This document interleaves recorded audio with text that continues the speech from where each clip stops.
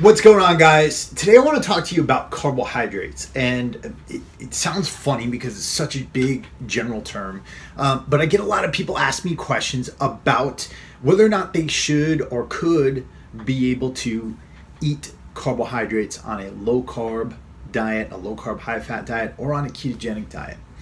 And it's funny because, you know, it would seem like I'm anti-carb, being somebody who practices a ketogenic diet, who talks all the time about a high fat, low carb diet and the benefits it's given me, but I'm not anti-carb. I see carbohydrates as a very valid nutritional tool.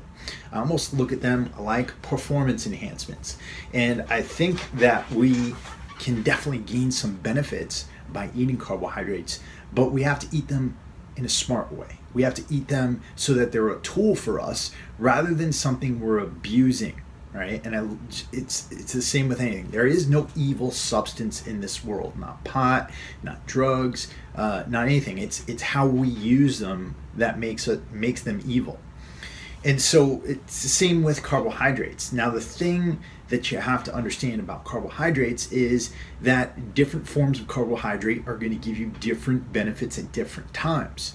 And that stems from whether or not they are glucose-based or fructose-based, right? So let's get into the differences between these two. Number one, if you're eating fructose, it generally comes from fruit, the apples, berries, things like that, right? Fructose directly gets stored in the liver as liver glycogen. Now, you store glycogen in your liver for emergency purposes. It was useful back in the primal days when we were out in the woods and all of a sudden we were faced with danger.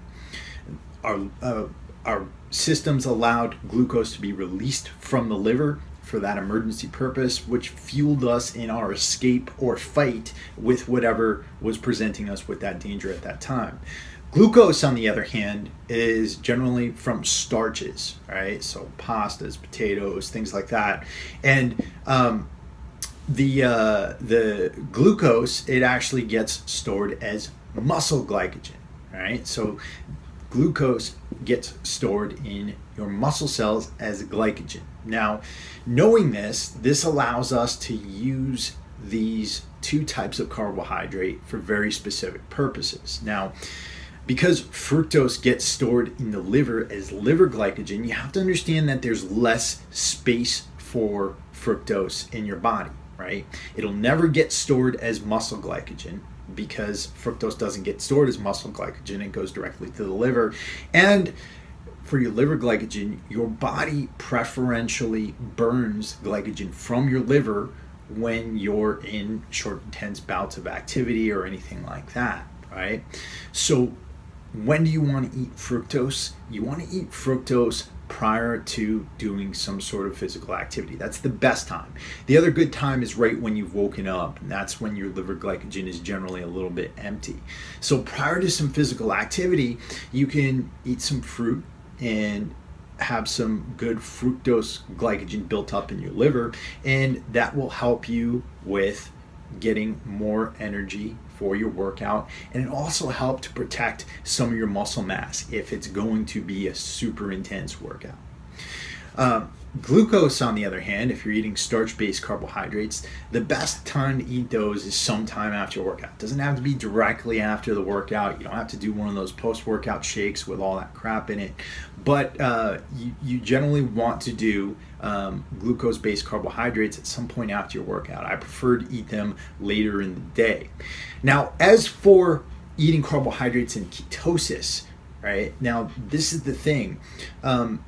If you read the book, The Art and Science of Low Carbohydrate Performance by Jeff Volek and Stephen Phinney, they talk about the fact that you could probably get up to 150 grams of carbohydrate in your diet per day if you're an active athlete and still remain in ketosis. I've been able to add significant amounts of carbohydrate to my diet and remain in ketosis the whole time.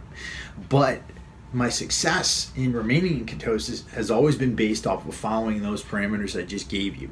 Having fructose prior to a workout, having glucose later on in the workout. Now, some other benefits of knowing this are when you are buying supplements, right? So if you are ever looking at a recovery product, something that promises to help you to recover from a workout, and that product contains fructose or some sort of derivative of fructose, back away, don't buy it, because that fructose is not going to help to benefit you in your recovery from the workout.